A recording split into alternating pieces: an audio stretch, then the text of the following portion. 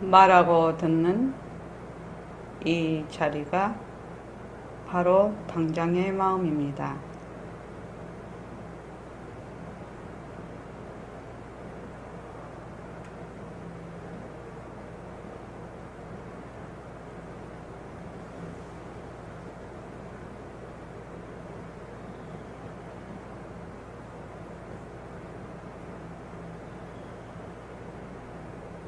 마음을 가라앉히시고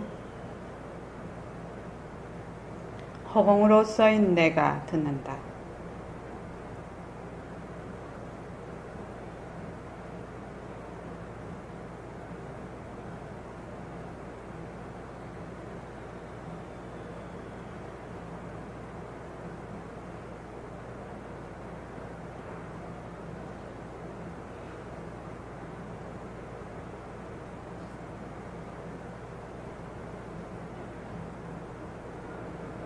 손가락을 세우시고 빛깔도 소리도 냄새도 없는 이 자리가 빛깔도 소리도 냄새도 없는 이 자리가 무정물인 손가락을 까딱까딱한다. 무정물인 손가락을 까딱까딱한다. 빛깔도 소리도 냄새도 없는 이 자리가 빛깔도 소리도 냄새도 없는 이 자리가 무정물인 귀로 듣는다. 무정물인 귀로 듣는다.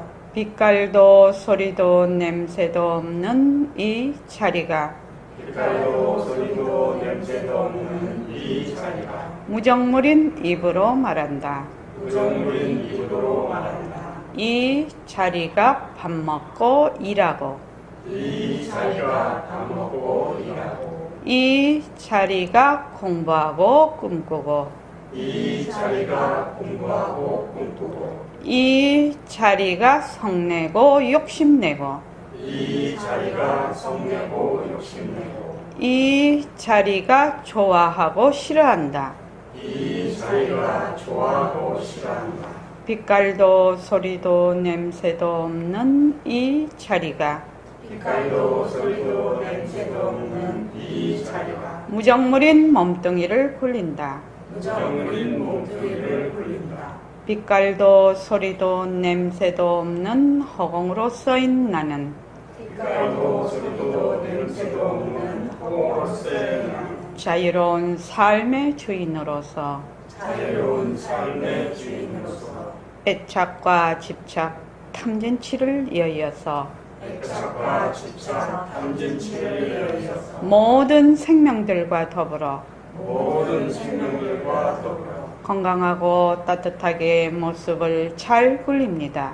건강하고 따뜻하게 모습을 잘 굴립니다. 예, 합장하시고 법회에 참석할 수 있도록 도와주신 법회에 참석하시도록 도와주신 불보살님과 선지식들과 불보살님과 선지식과 모든 인연들에 감사합니다.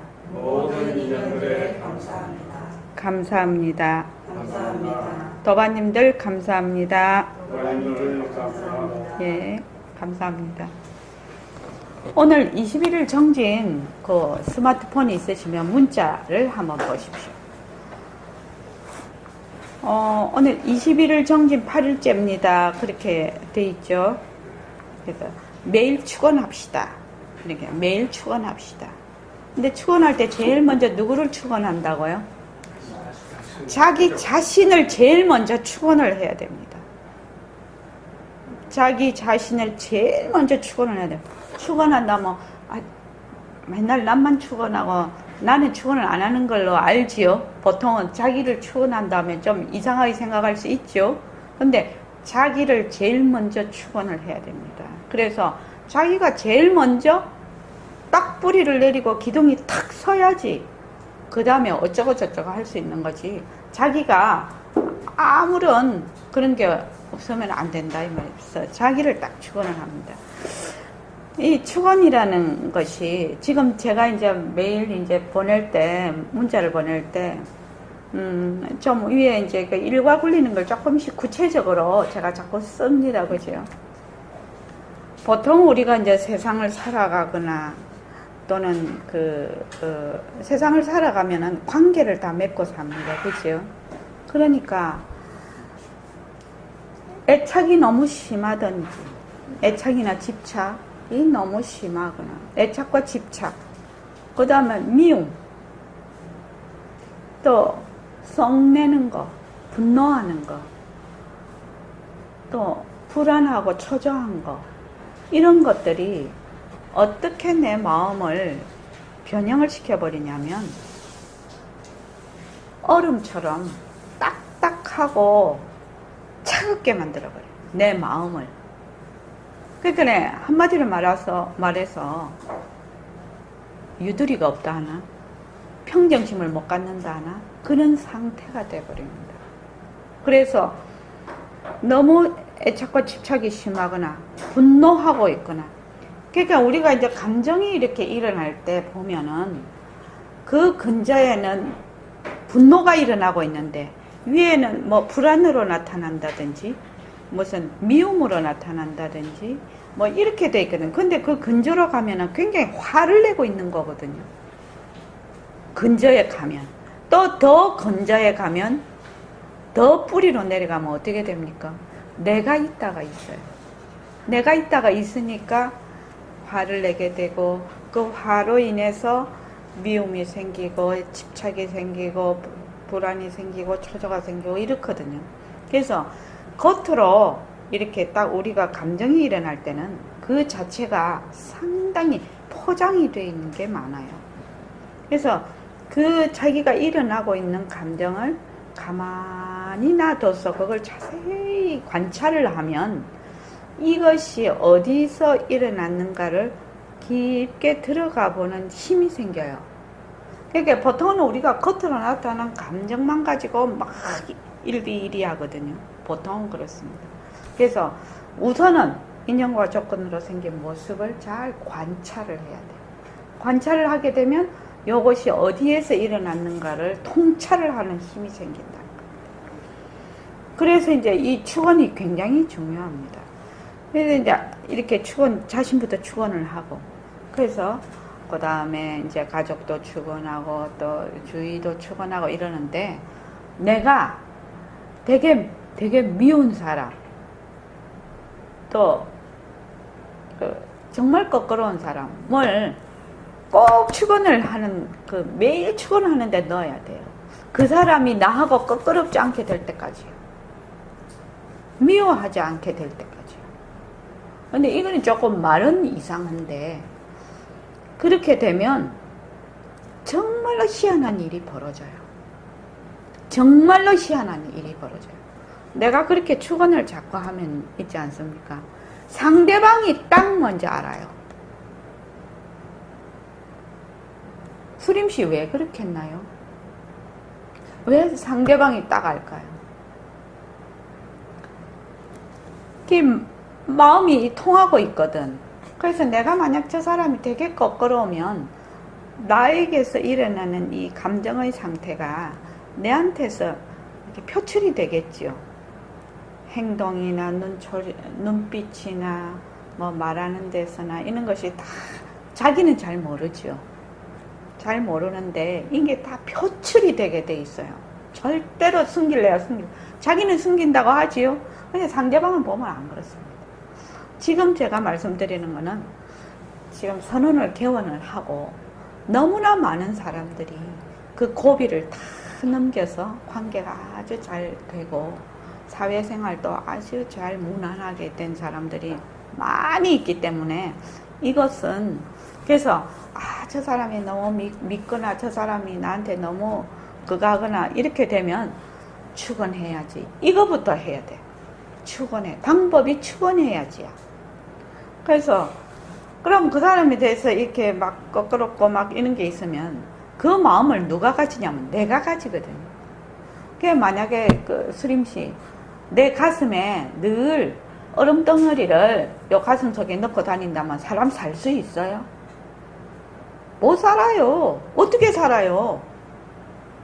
차가운 얼음덩어리를, 딱딱하고 차가운 얼음덩어리를 내가 맨날 옷 속에 맨날 넣어서 다닌다면 우리 얼음을 이렇게 딱 이렇게 손을 대보면 1초도 못 견디잖아요. 차가워서요. 이 마비가 돼버리잖아요. 그러니까 어떻게 살려고 손을 떼어버리잖아. 근데 자기 마음속에 있는 거는 그걸 잘 안 한단 말이야. 그거를 다스리지를 않아. 그래서 이 축원과 감사가 정말 그것을 그 얼음을 자꾸만 따뜻하게 데우면 어떻게 돼요? 물이 돼요. 근데 어떤 물이 돼요? 따뜻한 물이 돼요. 따뜻한 물이 되어서 흐르기 시작하는 거예요. 흐르기 시작하는 거예요. 물이 따뜻하면은 흐르거든요. 흐르기 시작하는 거예요. 그때서야. 근데 이 점이 되게 어렵지요. 내가 말은 이렇게 쉽게 하지만 나도 되게 어렵거든요. 왜냐하면 정말로 엉어리가 있는데 이게 뭐 밥 먹듯이 떡 먹듯이 꿀떡 생기면 세상에 싸울 일도 없고 괴로워할 일도 없고 썩낼 일도 없을 거예요.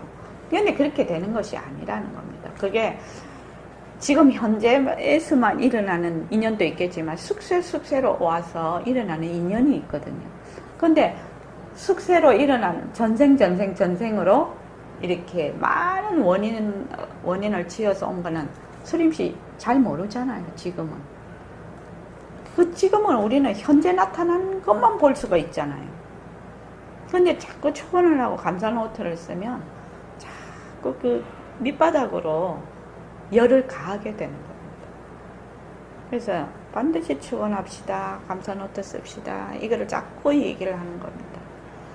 그래서 제가 여기 의사 선생님들 오시면 무용보살님은 그렇게 해요. 그날 상담할 사람이 딱 예약이 돼 있지 않습니까? 그러면 쫙 이게 예약 명단이 있죠. 있으면 그 사람들 하나를 다 축원을 한다고 하거든요. 그래서 이 일과를 굴리면서 그걸 하게 됐답니다. 그러면 어떻게 되겠습니까?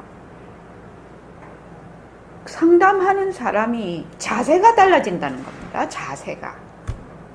그러고 그 사람하고 상담을 하기 전에 아침에 와서 딱 그 명단을 보고 축원도 하지만 상담을 하기 전에 반드시 그 사람을 축원을 한다는 겁니다. 축원을 하고 내가 나와 네가 둘이 아니다라는 그 마음 자세를 딱 가지고 상담을 하기 시작한다는 겁니다. 그러면 차원이 다르게 되죠. 그런데 상대방이 잘 안다는 겁니다. 알게 모르게 감정적으로 느낀다는 겁니다. 그래서 이거는 굳이 의사와 환자 이런 상태뿐만 아니라 부부 관계든지 또 부모와 자녀 관계든지 나와 다른 사람의 관계든지 나와 또 다른 일과의 관계든지 나와 나의 관계든지 다 해당이 있습니다. 이게. 그래서 축원을 자꾸만 해야 됩니다. 축원하는데 제일 먼저 할 일이 내부터 축원을 해야 됩니다. 그럼 사람이 살면서 축원한다고 해서 멍텅구리 되라는 거 아니죠. 아닌 것은 아니고 인 것은 인 것이죠. 근데 축원한다고 맨날 멍텅구리 같이 분별도 못하고 이러면 안 되죠. 그래서 인 것은 인 것이고 아닌 것은 아닌 것이 돼 축원한다. 그래서 거기 보면 오늘 그 수신결하고 지금 연관이 있는 부분인데 세상 사람들은 망령된 마음이 빈 줄 모르고 진짜라고 하기 때문에 울고불고 하는 거예요. 업도 진짜같이 보여서 진짜 역할을 하는 거예요. 진짜 중요한 말인데 사람들은 일어났다 꺼졌다 자체성이 없고 변하고 헛것인 마음을 그것이 본래 그 당초가 공한 줄을 모르고 빈 줄을 모르고 그걸 자꾸 진짜라고 한단 말이지. 진짜라고 해. 그래서 그 진짜 속에 그 가짜 속에 어떻게 해요? 딱 달라붙어 버려. 그래서 그냥 갈등이 일어나고 싸우고 막 이렇게 하는데 우리가 말하는 나는 업장이 두터워서 이런 업이 있었어 저런 업이 있었어 이렇게 말을 하거든요. 그럼 업이라는 것도 비었지요. 비었는데 진짜거든요. 우리가 진짜로 당하거든. 자, 몸뚱이가 변하고 헛것이고 머물 수 없잖아요. 그러니까 몸뚱이 헛것이야. 비었어, 당처가. 근데 몸뚱이 아프면 어떻게 돼요? 정신 다 나가버리죠. 몸뚱이 아프면 아무것도 못해요. 몸뚱이 아프면 정말 의욕도 다 상실이 돼버려요. 그 몸뚱이 아픈 것에 완전히 지배를 당해버려요. 몸뚱이 아픈 것이 일종의 업이지요. 업입니다. 인연과 조건으로 일어나는 것은 모든 것이 업이에요. 업이라고 표현을 하죠. 그것이 뭐 선업이 됐든 악업이 됐든 인연과 조건으로 일어나는 것은 다 업입니다. 업이라고 표현을 합니다. 그래서 우리가 이 공부를 하려면 우리는 아직 힘이 없거든. 그러니까 어떻게 필요 없는 많은 이런 것도 커트를 해서 조금 필요 없이 너무나 많은 스케줄을 갖추지 않도록 그렇게 해서 하고, 몸도 잘 건사를 해서 너무 아프지 않도록. 너무 아프면 정신이 없어서 공부를 못 하니까 그런 것이 다 지혜란 말이죠. 그래서 있는 모습을 너무 과하거나 너무 마이너스가, 너무 플러스가 너무 마이너스 되지 않도록 좀 적정하게 운동도 하고 먹는 것도 적당하게 잘 먹고 생각도 너무 복잡한 거 이런데 자꾸 얽혀 들어가지 말고 이렇게 해서 자기가 자꾸 이렇게 중심을 잡으면서 살아야 되거든. 그래야 휘둘리지를 않는다 이 말입니다. 수림씨. 그래서 그것이 되게 중요한 지혜예요. 사람들이 뭐 비었다 하니까 뭐 이것도 없다 저것도 없다. 입으로 아무리 없다 해도 조금만 남이 내한테 싫은 말 하거나 아파봐 정신 빠져버려. 그러고 막 와서 좋은 거 보고 막 여행 다니고 막 정신없이 해버리면 한 번도 못 잡아 모습공시. 이면식 그렇지. 그러니까 내 형편이 그렇다 이 말이야. 내 형편이 지금 깐난이 앉지도 못하는 깐난인데 내 힘이 막 마라톤 해라면 되겠냐 이 말이지. 안 된다. 그러면 그 힘에 맞추어서 잘 말하자면 모습을 잘 굴리는 것이 굉장히 중요한 지혜입니다. 그래서 이게 축원하는 거 이게 일과 중에서 반드시 매일매일 축원을 하면은 그 딱딱하게 그 말하자면 차가운 얼음을 그 가슴에 품고 있다가 이것이 자꾸 이제 녹는 효과가 오죠. 모든 사람은 다 가지고 있습니다. 왜냐면 우리 지금 중생이지 않습니까? 뒤바뀐 생각을 하고 있으니까. 자, 오늘 수신결이 어떤 부분이냐면 그래서 모든 공부는 하나로 통하게 되어 있습니다.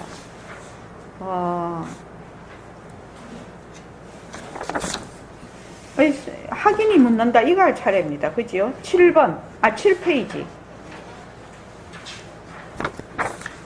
네. 자, 7페이지 한번 읽어보시죠. 자, 시작. 확인이 묻는다. 만약 불성이 이 몸에 있다 하신다면 이미 이 몸 가운데 언급한 대로 범부의 상을 벗어나지 못하니 제가 지금 무엇으로 인하여 불성을 보지 못하는 것입니까? 다시 자세히 일러 다 깨닫게 해주십시오. 스님이 답하였다. 그대의 몸 가운데 있건만은 그대가 스스로 보지 못할 뿐이다. 그대가 하루 종일 배고픈 줄 알고 목마른 줄 알며 찬 줄 알고 더운 줄 알며 혹은 성내고 혹은 기뻐하는 이것이 필경의 어떤 물건이겠는가. 또 색신은 바로 지, 수, 화, 풍의 네 가지 인연이 모여서 된 것이라. 그 성질이 둔하고 정이 없나니 어찌 눈이 보고 듣고 느끼고 알 수 있겠는가. 눈이 보고 듣고 느끼고 아는 그것이 반드시 바로 그대의 불성이다. 고로 임재 스님이 말하였다. 사회로 이루어진 색신은 설법하거나 듣는 자가 아니며 허공은 뭘 살할 수 없고 들을 수도 없다. 단지 그대의 눈앞에 역력하고 홀로 밝은 모습 없는 한 물건이 설법하고 듣는다. 이른바 모습 없는 한 물건은 모든 부처님의 법이니요 또한 그대의 본래 마음이다. 즉 불성이 지금 그대의 몸에 벗는 상태에 어찌 헛되이 힘으로 보라는가. 그대가 만약 믿지 못한다면 옛 성인들이 도에 든 이면을 간략히 들어서 그대로 하여금 의심을 풀게 하려니 그대는 모름지기 자세히 살펴 신심을 일으켜라. 그러니까 결국은 이 말씀 이해하겠지요. 우리가 지금 공부를 하고 있는 겁니다. 보고 듣고 말하는 것이 법신이다. 빛깔도 소리도 냄새도 없는 자리다. 그런데 몸뚱이는 자체성이 없고 변하고 헛것이고 머물 수 없는 것이야. 그러니까 몸뚱이는 무정물이야. 무정물. 그래서 몸뚱이가 공부를 하거나 몸뚱이가 어쩌고 할지를 몰라. 왜 뭐가 한다? 보고 듣고 말하는 법신자리가 한다. 그래서 제가 또 이 얘기를 안 할 수가 없죠.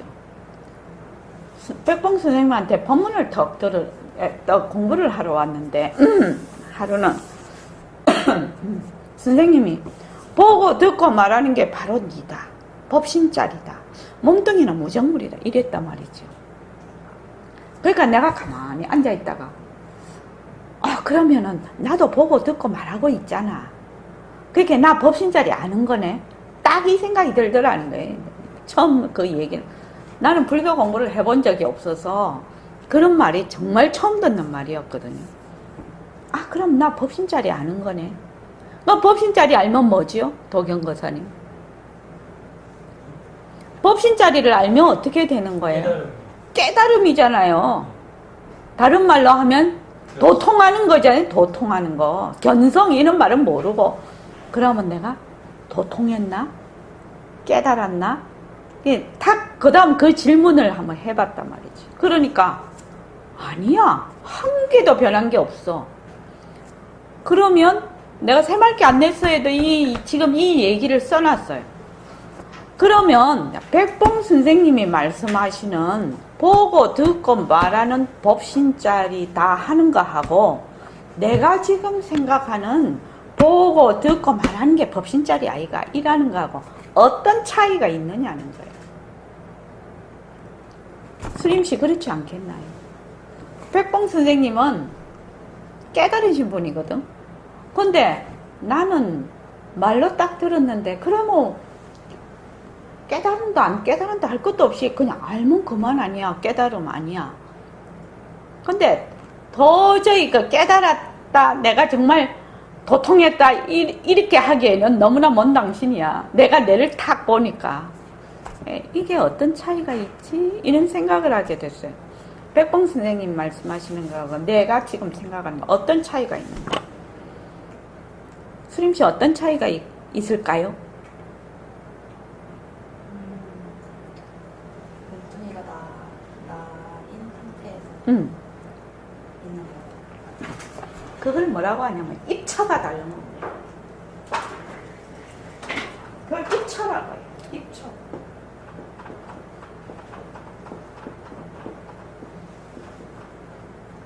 입장이라고 하는 거하고 입처라는 거하고 좀 의미가 달라서 그래서 우리는 이게 서 있는 위치죠. 서 있는 위치가 달라요. 백봉 선생님 어디에 서 있어요? 어디에 서 있어요? 백봉 선생님이 서 있는 곳은 어디냐? 백봉 선생님은 허공으로서의 나인 곳에 서 있는 거죠. 그냥 허공이 내 몸인 곳에 서 있는 거죠. 그렇죠. 근데 나는 죽었다 깨도 어디에요? 내가 어디에 있어요? 내가 몸뚱이에 있다. 입처가 완전히 다르다는 겁니다. 그런데 사람들이 보고 듣고 말하는 것이 법신자리야. 이렇게 말 100번, 20번 해봐야 소용없다는 거예요. 그거는 뭐라나 들었어. 그런데 탁 나가면 그냥 그 자리에서 내 것이 아닌 거기 때문에 다 잊어버려. 그런데 본래 법신 자리에 당처에 계시는 분은 잊어버리고 안 잊어버리고가 없거든. 그 점이 완전히 다른 겁니다. 그래서 우리가 공부를 할 때 자기가 몸뚱이 내다에 있으면서 자꾸 이론적으로는 우리가 배워야 되죠. 공부의 윤곽과 바탕을 잡아야 되죠. 공부의 윤곽과 바탕이 바로 이겁니다. 이거. 제일 처음에 우리가 공부를 할 때 그 이 말 한마디 할 때 공부의 윤곽과 바탕에서 어떻게 얘기하냐면 허공으로서의 나다 하면 그만이에요. 이렇게 딱 얘기해. 그 말이 너무너무 중요한 말이라서 내가 제일 앞에 그 본문 중에 있는 거를 뽑아서 거기에다가 넣어 놓은 거예요. 삐깔도 허공으로서의 나다 하면 그만이에요. 이 말이 있음이거든요. 허공으로서의 나다 하면 그만이에요. 그 말 속에는 그냥 진리가 다 들어있는 거죠. 말은 간단하게 하셨어. 말씀은 간단하게 하셨는데 보통 사람은 턱 들으면 어떻게 생각하냐면 몸뚱이 나라고 딱 자기는 그 입처에서 가만히 있으면서 허공으로서의 나다 하면 그만 그렇게 하면 되겠구나 이렇게 생각을 해요. 그러면 하나의 망념을 일으키는 거죠. 하나의 망념을 일으키는 겁니다. 그래서 그러면은 생각을 했을 때 그럼 허공으로서의 나라는 것이 도대체 어떤 것이지? 이렇게 관찰해서 알아들어가 보기 시작하는 것이 공부의 요점이고 과정이거든요. 근데 말로만 허공으로서의 나다 허공으로서의 나다 이러면 허공으로서의 나가 되나요? 안 돼. 그거는 등에다가 짐을 하나 더 지는 거예요. 도대체 허공으로서의 나다라고 하셨는데 허공으로서의 나라는 것이 무엇인가를 알아봐야 되겠다. 이라면 말이 되지. 이라면 말이 되죠. 그렇지. 그렇지 않냐. 그래서 이 입처가 우리는 어디에 있는 몸뚱이가 나다. 내가 있다. 그러니까 고정불변하고 개별적이고 또 독립적인 내가 있다라는 그 입처에서 모든 것을 보고 있다는 겁니다. 이것을 뭐라고 하냐? 각성교사는 이걸 뭐라고 하죠? 뒤바뀐 생각. 다른 말로 무지라고 해요. 이것이 뒤바뀐 생각이에요. 이 뒤바뀐 생각은 우리의 인생 전반 모든 것을 보는 시각, 보고 듣고 말하는 모든 것에 이 입처에서 보고 있기 때문에 하는 것마다 뭐가 된다? 100% 모순놀이가 되는 거예요. 공부도 뭘로 한다? 모순놀이로 하는 겁니다. 내가 허공으로서의 나로 하면 공부가 진짜 공부를 하는 거지. 왜? 안 하는 공부를 하니까. 쌓지 않는 공부를 하거든. 그런데 무지에서 공부를 하면, 내가 있다 해서 공부를 하면 공부가 어떻게 된다고 했죠? 쌓는 공부가 되는데 어째서 쌓는 공부가 된다고 했죠?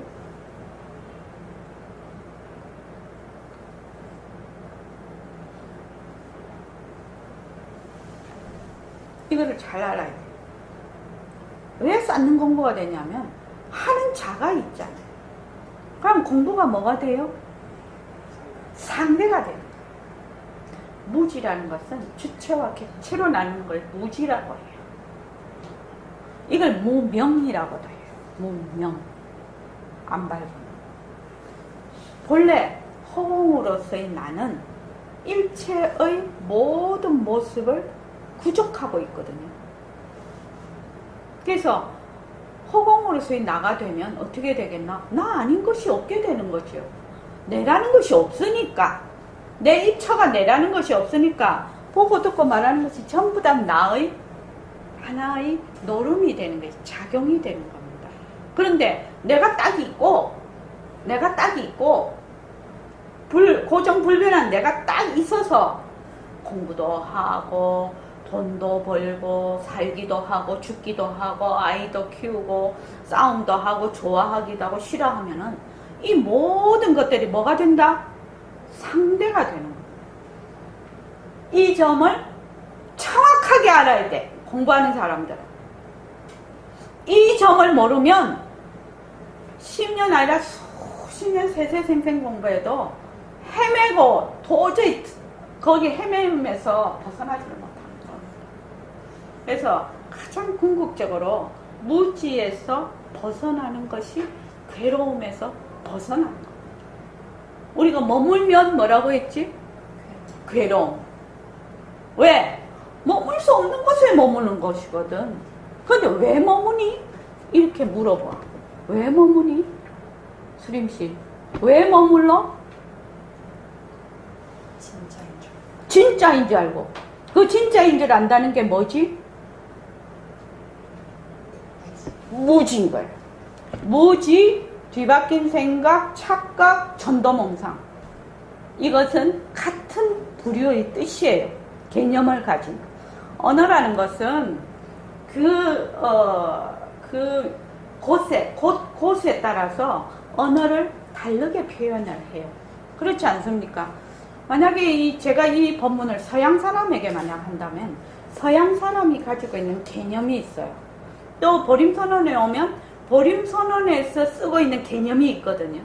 그러니까 그 이름이 각각 다르게 되지 않겠나요? 근데 뜻은 한 개를 계속 가르치고 있다는 거예요. 도경거사님 이해하시죠?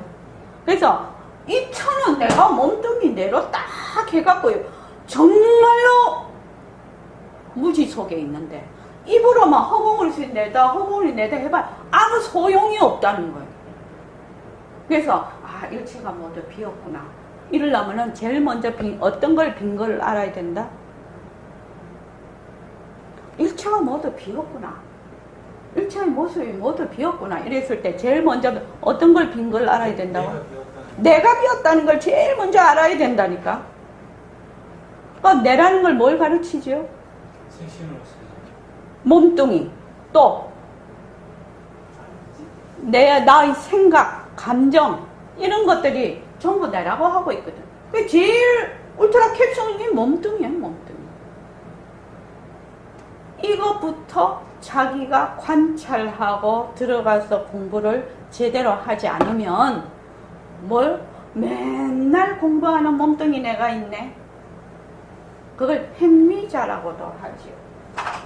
하는 나. 행위자라.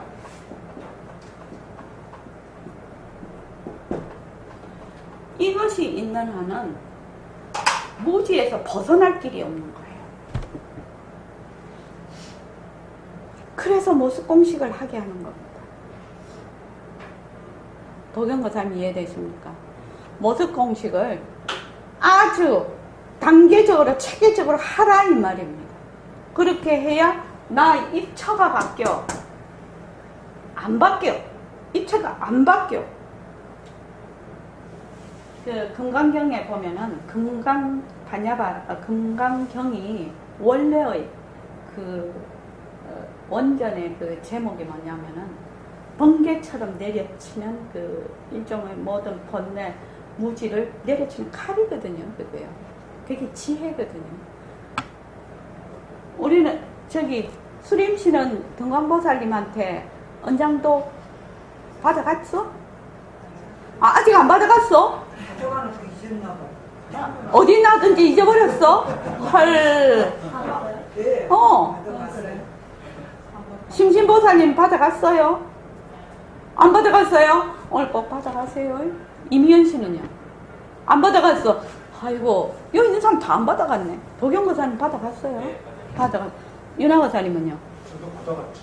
받아갔어요. 각성거사님 물론 받아갔어요. 안 받아간 사람 오늘 꼭 받아가세요. 그런데 이 은장도를 받아가면 우리 그 칼이라는 것이 자꾸 안 쓰면 무디지고 녹이 쓸어요. 그죠? 그러니까 맨날 갈아야 돼. 어떻게 새파랗게 갈아서 한 칼에 착 갖다 대면 회칼처럼 착 갖다 대면 착 가지를 쳐버릴 수 있다.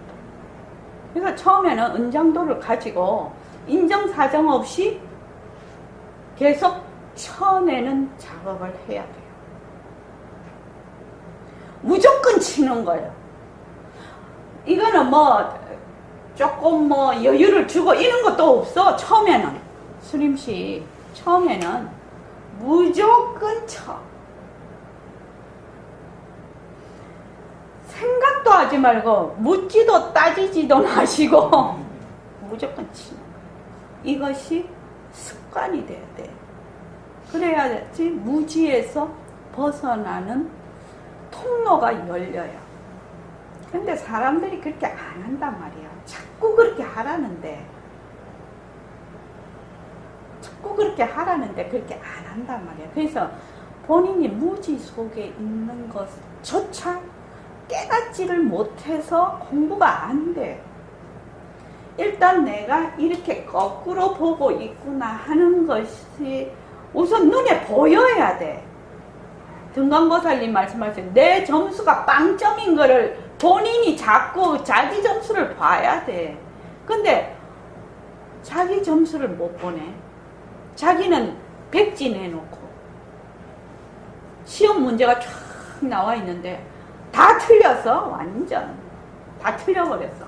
그러니까 빵점이야. 점수가 빵점인데도 자기가 빵점인 줄 모르고 있고 자기가 꼴찌인데도 꼴찌인 줄 모르고 있다 이 말이에요. 그것을 자기 점수를 아는 방법은 은장도로 아무 생각 없이 묻지도 따지지도 마시고 인연과 조건으로 생긴 모든 모습을 딱 자르는 단칼에 자르는 그 연습, 그것을 하면 자기의 사고방식이 바뀌기 시작하는 거예요. 변화가 그때서 오는 겁니다.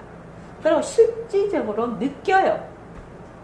실질적으로 느끼지 못하면, 체험이 안 되면 공부가 되는 게 아니라 관념으로 되는 거 아니라고 맨날 백봉 선생님이 얘기하거든요. 관념으로 되는 거 아니에요. 관념으로 될 것 같으면 우리보다 머리 좋고 공부 많이 한 사람이 세상에 수두룩 빽빽한데 우리가 그런 사람을 어떻게 따라가요? 못 따라가요. 근데 이거는 실질적으로 하는 사람만이 공부를 할 수 있어요. 그래서 지금 말하는 우리의 입천은 어디에 있느냐? 무지에 있느냐. 근데 이것이 당초가 실체가 있느냐? 실체가 없어요. 연약 달다가 거울을 보고 자기 머리가 있었는데 거울을 치우니까 자기 머리가 없거든. 그래서 미쳐버렸어. 근데 수림씨 머리가 어디 갔어? 안 갔어. 근데 왜 미쳤을까요? 착각해서 미친 거야. 어디서 착각해서 무지 속에 들어와 버렸다. 근데 이 무지 된 게 이유도 없어. 그냥 착각이야. 나는 원래 씨가 무슨 씨라 했지요? 부처씨요. 부처씨 아니면 부처 못돼요.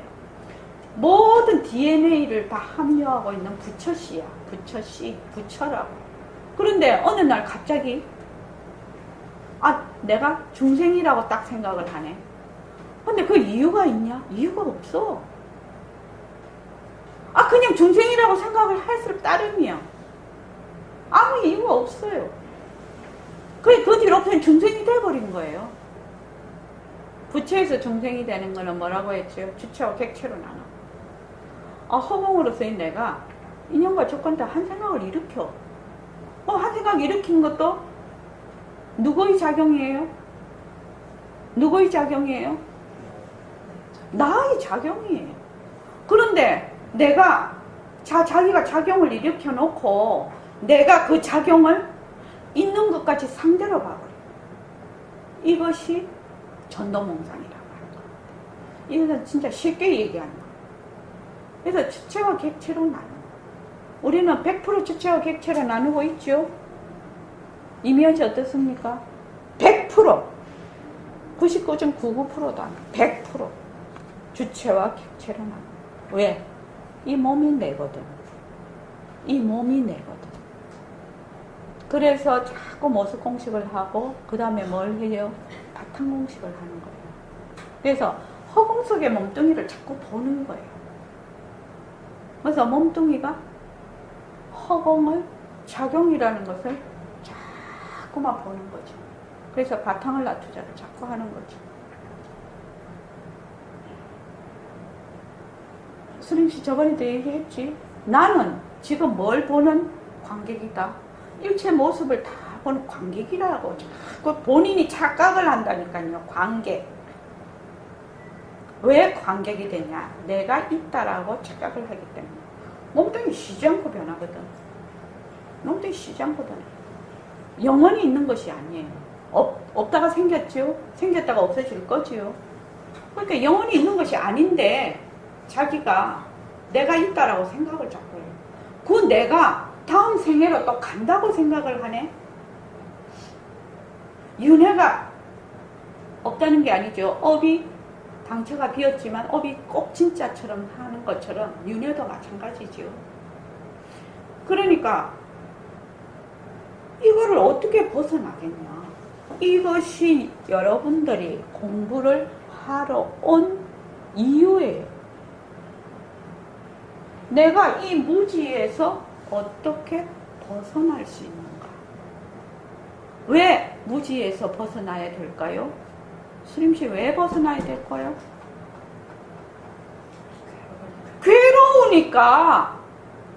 안 괴롭고 좋으면 무지에서 퐁당 들어가 있지. 괴롭잖아요.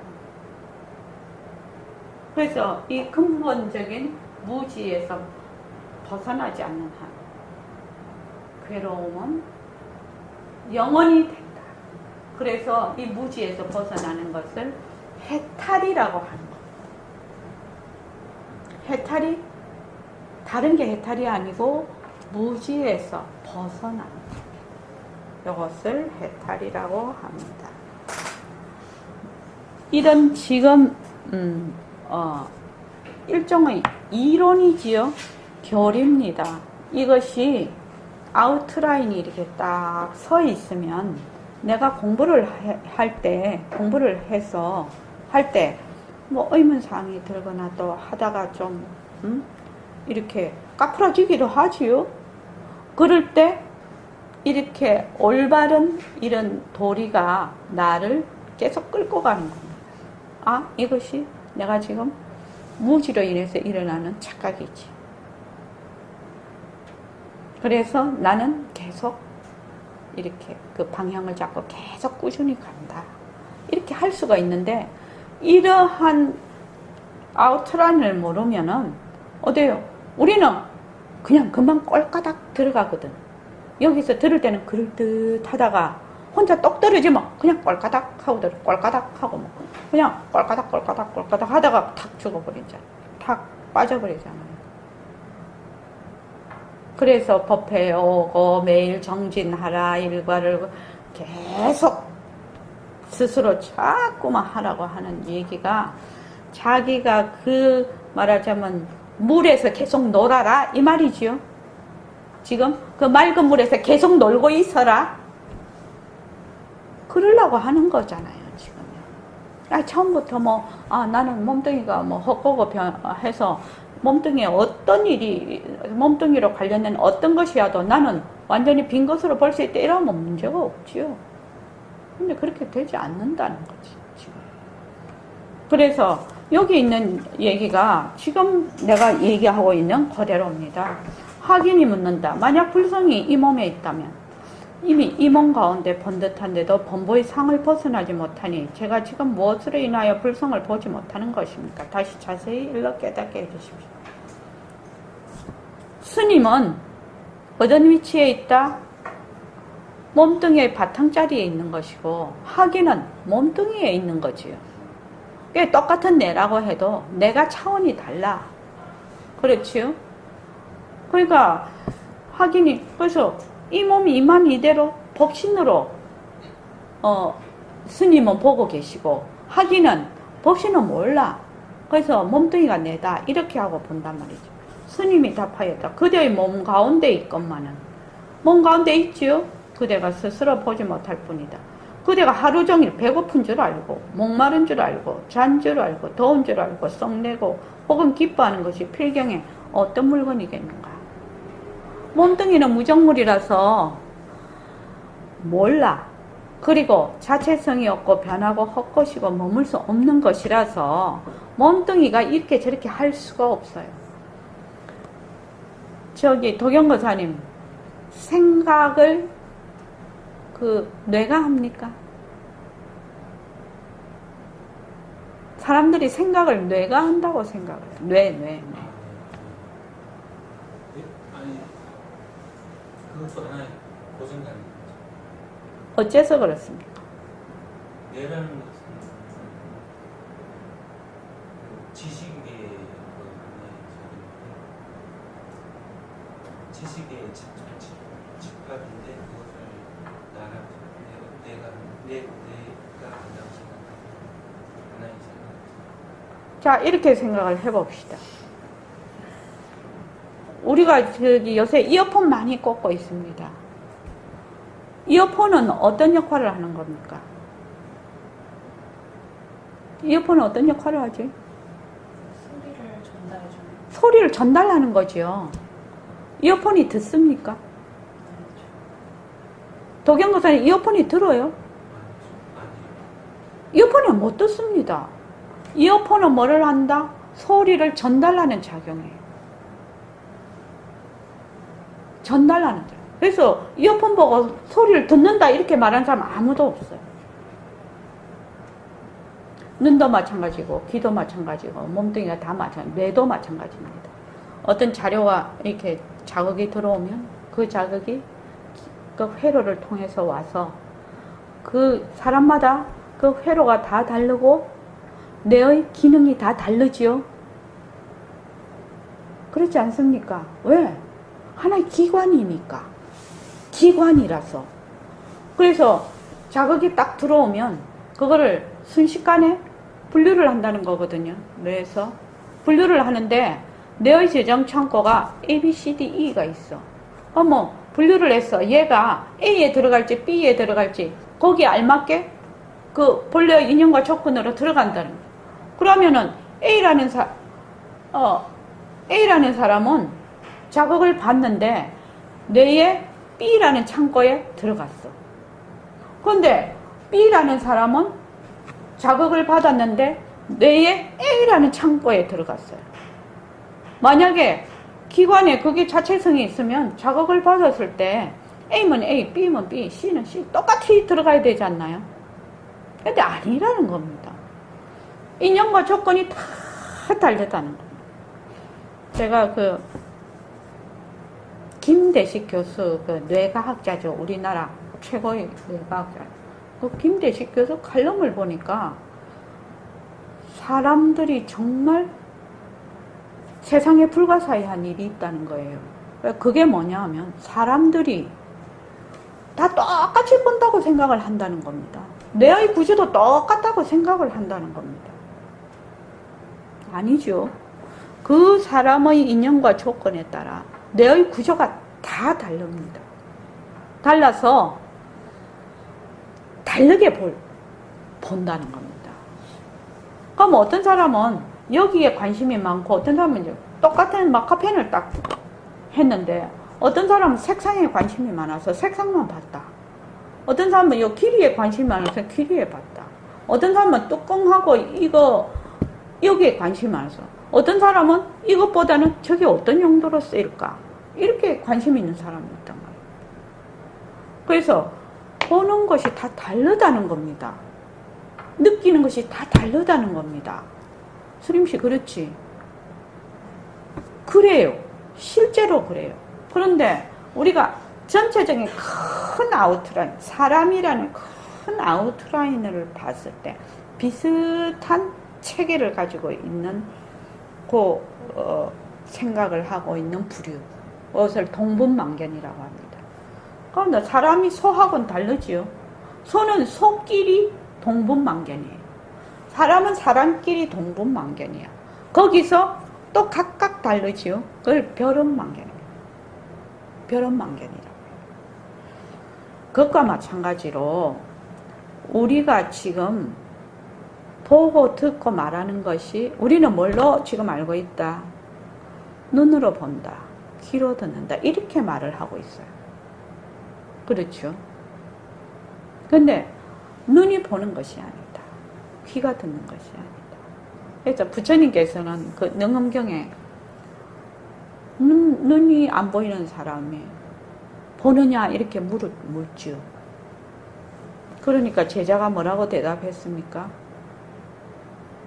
눈이 안 보이는 사람은 깜깜한 걸 봅니다 이랬거든. 근데 우리가 본다라고 했을 때는 빛이 있어서 이렇게 보는 걸 본다라고 해요. 스님씨 깜깜해서 빛이 없으면 보여요? 안 보여요? 전혀 안 보여요. 칠흑 같은 어둠이라고 말이 있지 않습니까? 칠흑 같은 어둠. 거기서는 눈을 뜨고 있어도 안 보여. 눈이 소용이 없어. 빛이 없어갖고. 그럼 안 본다고 할 수 있나요? 안 보는 거예요? 수림씨 안 보는 거예요? 깜깜한 걸 보고 있지 않냐고. 눈을 뜨고 지금 우리가 지금 파도 소리를 듣기를 하는데 파도 소리가 있을 때 파도 소리 듣지요? 파도 소리 없을 때는요? 뭘 들어요? 뭘 듣나요? 파도 소리 없는 걸 듣잖아요. 근데 사람들은 어떻게 생각하냐? 파도 소리가 없어지면 안 듣는다 이래 생각을 한다니까요. 빛이 없어지면 안 본다 이래 생각해요. 이해되시죠? 그래서 보고 듣고 하는 것은 늘 여여하다, 늘 항상하다. 이건 변하는 것이 아니다. 있다가 없어지는 것이 아니다. 이것을 뭐라고 한다? 우리의 법신짜리라고 한다. 변하는 것은 모습이다. 이론적으로 맞지 않나요? 그래서 새말귀가 어떻게 하냐면 늘 법신자리에 가 있는 겁니다. 입차가 달라지는 거예요. 늘 법신자리로서 내가 보고 듣고 말하고 화도 내고 이렇게 해. 새말귀는 입처가 법신자리야. 법신자리로서 보고 듣고 말하고 이렇게 한단 말이죠. 그러면은 보아도 봄이 있나요 없나요? 잘 모르겠지요. 그건 어렵지요. 각성거사님, 빛깔도 소리도 냄새도 없는 법신자리의 입처에서 보면은 보는 것이 있나요?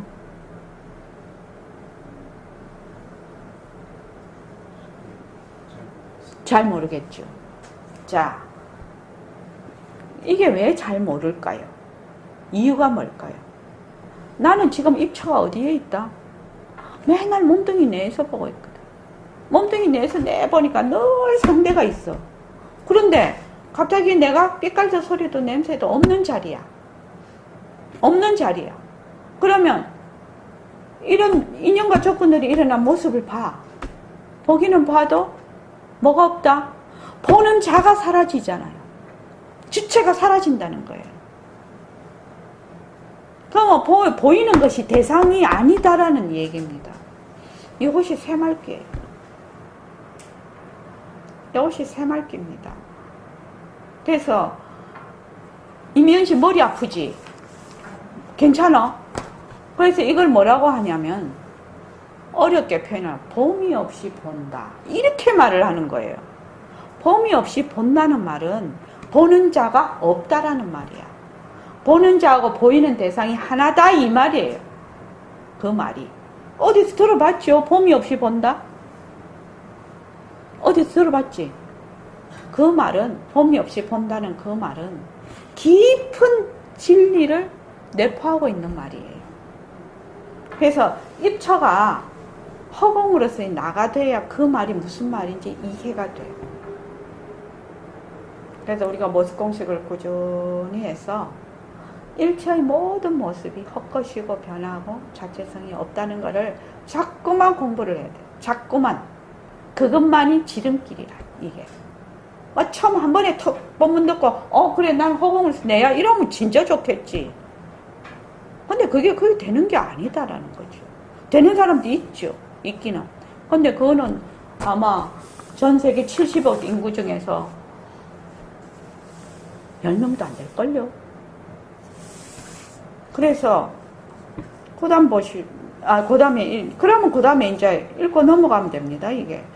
그러면, 찬 줄 알고, 돈 줄 알고, 성내고, 기뻐하는 것이 필경의 어떤 물건이겠는가. 우리 처음에 법회할 때, 멘트 할 때, 바로 이거 합니다. 이 자리가 좋아하고, 이 자리가 싫어하고, 이 자리가 성내고, 이 자리가 욕심내고 하는 게 바로 이겁니다.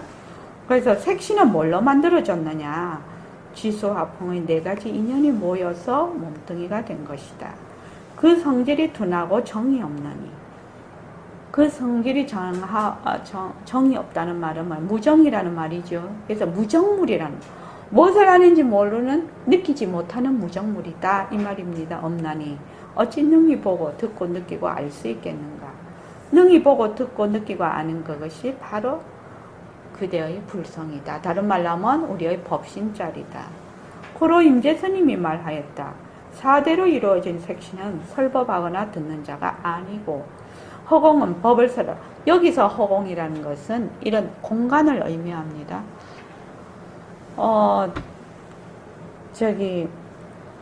이 허공을 2가지로 설명이 가능합니다. 하나는 공간과 같은 완공을 설명을 하는 것이고, 하나는 성을 설명을 하는 거예요. 그래서 허공성이라고 할 때는 그 바탕자리를 허공성이라고 하고, 보통 여기서 말하는 허공이라고 할 때는 우리가 말하는 시 공간할 때 있죠? 허공, 완공을 얘기하는 겁니다. 단지 그대의 눈앞에 역력하고 홀로 밝은 모습 없는 한 물건이 설법하고 듣는다. 그러니까 몸뚱이가 무정물이다. 몸뚱이는 헛것이다 라는 것만 계속 공부를 하면 이 말이 무슨 말인지 딱 이해가 된다 이 말입니다. 이른바 모습 없는 한 물건은 모든 부처님의 법인이요 또한 그대의 본래 마음이다. 즉 불성이 지금 그대 몸에 번듯한데 어찌 헛되이 밖으로 구하겠는가. 그대가 만약 믿지 못한다면 옛 성인들이 도에 든 인연을 간략히 들어서 그대로 하여금 의심을 풀게 하려니 그대는 모름지기 자세히 살펴 신심을 일으키라. 이 모회까지만 제가 한번 읽어볼게요. 법문은 4대와 5운으로 나를 삼는다. 지수화풍, 이 말은 몸뚱이로 내 몸을 삼고 내가 그것을 몸뚱이를 잘 생명을 유지하려고 하는 그 수상행식이죠. 그것을 나를 삼고 있다. 4대와 5는 몸과 망심을 분석한 개념이라는 겁니다. 4대와 5는 몸은 4대는 한때 머물다 떠나는 집이요. 망심은 착식, 뒤바뀐 생각이죠. 그리고 빚어진 환이다. 범부가 뒤바뀐 견해를 내어 4대와 5를 나로 인식할 따름인 것이다. 이거 앞에서 다 설명했습니다. 몸은 한때의 나라 할 수 있으나 끝내는 흙으로 돌아가니 불변의 내가 아니다. 한 번도 평생 동안 한 번도 똑같은 몸을 가져볼 수 없는 것을 뭐라고 했죠?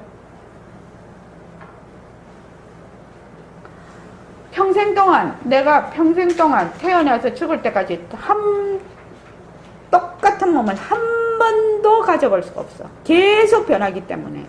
그걸 뭐라고 하죠? 응? 상대성 또 변한다 또 모습도 차별 현상이라고 해요. 절대성과 상대성에 제가 그 표에다가 다 적어놨습니다. 차별 현상이야. 그래서 몸도 일념과 조건으로 생긴 모든 모습도 한 번도 똑같은 것이 없어. 그러니까 걷어잡을 수가 없어. 상대성도 걷어잡을 수가 없고 절대성은 모습이 없어서 못 걷어잡아. 그런데 사람들이 절대성도 걷어잡고 상대성도 걷어잡을 수 있다고 생각을 하지요. 이미연 씨 몸을 한 번도 걷어잡을 수가 없어. 그래서 이 상대성은 차별 현상이라는 것을 정확하게 알아야 돼. 이론은. 그 말은 쉼없이 변한다라는 것을 알 때 그게 가능해요. 변한다라는 이치가 그렇게 깊고 깊은 겁니다. 변하는 거 모르면 공부에 입문이 안 됩니다. 사람들은 변하는 것을 쉽게 생각을 하는데 그 사람들이 알고 있는 정도의 변한다가 아닙니다. 이것은. 그래서 몸이란 흙의 성질과 물과 생명력과 기운으로 구성되어 작용한다.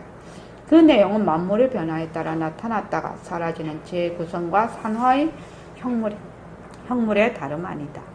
상호의존적으로 일어났다 사라지는 겁니다. 만물과 사람의 몸은 끝없는 재활용의 산물인 것이다. 사대와 오온의 주인이 진심이다. 진심이 곧 진화이고 범보의 본래 면목이다. 윤아 박사님, 뜻은 이해를 하시겠죠? 근데 내가 지금 나의 입처가 몸뚱이 내다. 고정불변하고 개별적이고 독립적인 내가 있다라는 그런 입처에서 한 발자국도 나올 수가 없기 때문에 이런 말이 이해가 안 된다. 그러면 우리가 제일 먼저 해야 될 게 뭐냐? 몸뚱이가 진짜 나인가? 내가 보는, 눈으로 보는 거, 귀로 듣는 소리가 진짜 그 모습이 있는가? 이것을 먼저 관찰이 되어야 된다. 관찰이 안 되면 공부를 관념적으로 하잖아요. 그러다가 관념적으로 공부를 하면 관찰이 안 되고 하면 조금 공부하다가 어떻게 해요? 백도 하다가 그냥 못해요. 끝까지 못 간다 이 말이에요. 왜? 관찰이 안 되거든. 그래서 공부를 다 그만둬요. 그러니까 자꾸 어렵다고 해. 그래서 처음에 정말로 내 입처에 있는 것서부터 걷어 잡아서 들어가야 된다는 거예요. 그렇게 안 하면 공부가 시작이 안 되는 겁니다. 자, 오늘 이만하겠습니다.